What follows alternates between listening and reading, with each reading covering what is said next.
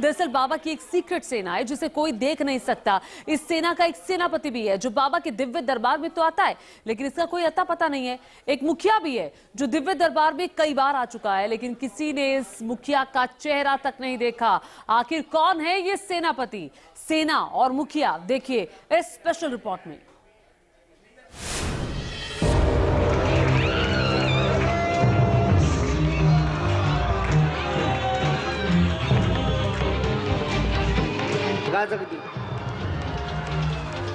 ओम ह्रीम राम राम राम राम राम राम राम राम राम। बागेश्वर सरकार पंडित धीरेन्द्र कृष्ण शास्त्री का जलवा ही अलग। राम राम राम राम राम राम राम राम राम राम। धीरेन्द्र शास्त्री जहां जाते हैं मेला सा लग जाता है, जहां दरबार लगाते हैं लोगों का हुजूम इकट्ठा हो जाता है। तेज कर दी जाए। धीरेन्द्र शास्त्री की महिमा इतनी निराली है कि वो जो भी कहते हैं देश के संत उसी बात को दोहराते हैं।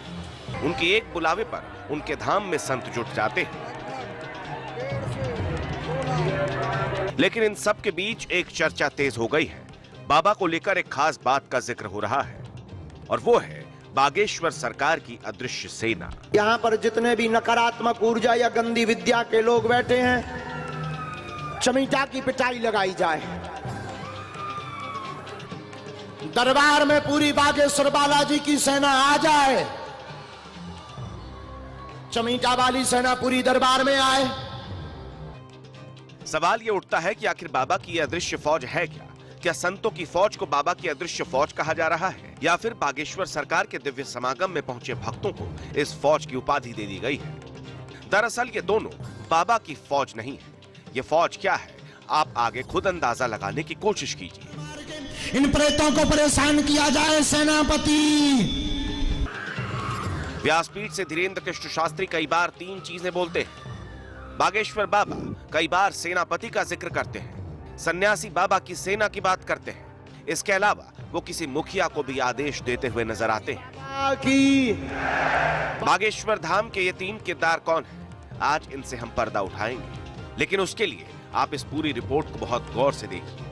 हे सन्यासी बाबा, हे दादा गुरुजी महाराज, हे बागेश्वर बालाजी, हे बागेश्वर बालाजी, जितनी सेना है सब दरबार में पहुंचाई जाए। सेनापति, और मारो, जितना इस बच्चे को परेशान किया उतना मार मार के इसे परेशान करो। मुखिया इसके सिर में तो मार, मुंह में मार, बराबर मुंह में मार, मुंह में मार, इसके सिर में मार। मुखिया इसके सिर में तो मार, मुंह में मार, बराबर मुंह में मार, मुंह में मार, इसके सिर में मार। बाबा मुखिया को आदेश दे रहे हैं सिर पर मारने के लिए। इसी वीडियो में आपको एक शख्स तड़पता दिखाई देगा। इसके अलावा कई लोग झूम रहे हैं। बाबा इसके आगे कहते हैं, बाकी प्रेत जितने पीछे हैं सबको मार लगाई जाए, सबके सिर में चमीटा मारे जाए। ओम हनुमते रुद्रात्मकाय हुम फट वीर वीराय स्वाहा। सबके सिर में चमीटा मारे जाएं, सबके सिर में चमीटा मारे। ऐसा लग रहा है मानो बागेश्वर सरकार दिव्य दरबार में मौजूद किसी अदृश्य शक्ति से बात कर रहे हैं। धीरेन्द्र कृष्ण शास्त्री के दरबार में ये आम बात है। बाबा कई बार आसमान की तरफ देखकर किसी को आदेश देते हैं। प्रेतराज सरकार की जितनी सेना है, प्रेतराज सरकार की सेना से निवेदन है तुरंत दरबार में आवे, तुरंत दरबार में आवे चमीटा लेकर के।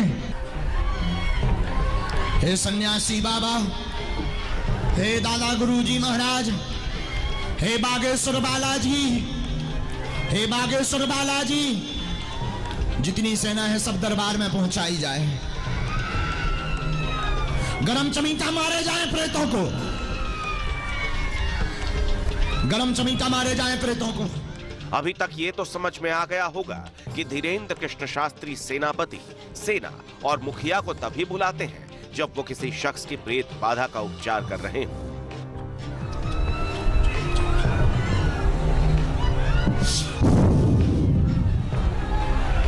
राम सन्यासी बाबा की, सन्यासी बाबा की। उठा उठा फेंको इसे, जितना परेशान इसको किया, आप एक बच्ची को उतना मार मार के ऐसे करो, आदेश है।